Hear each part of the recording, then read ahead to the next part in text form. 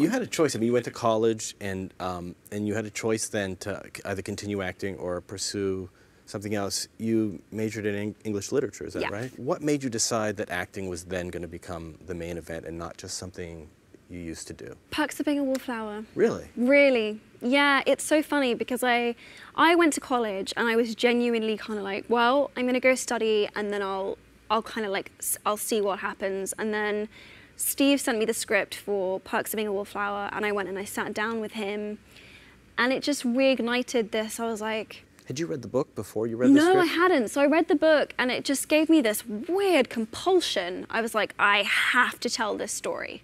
You know, oh my God, if I don't do this, nothing else makes sense. Like, I don't want to spend my time doing anything other than making sure that this movie gets made. I must go to Pittsburgh. I must go to Pittsburgh. I must get funding for this movie.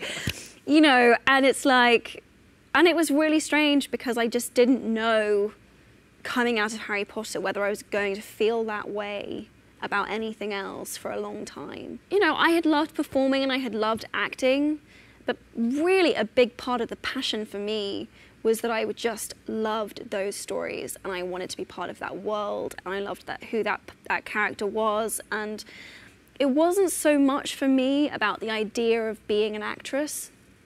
It was the idea of, like, I just want to be part of this. And Perks and working with Steve and feeling that I had something else to give and offer was what really did that for me.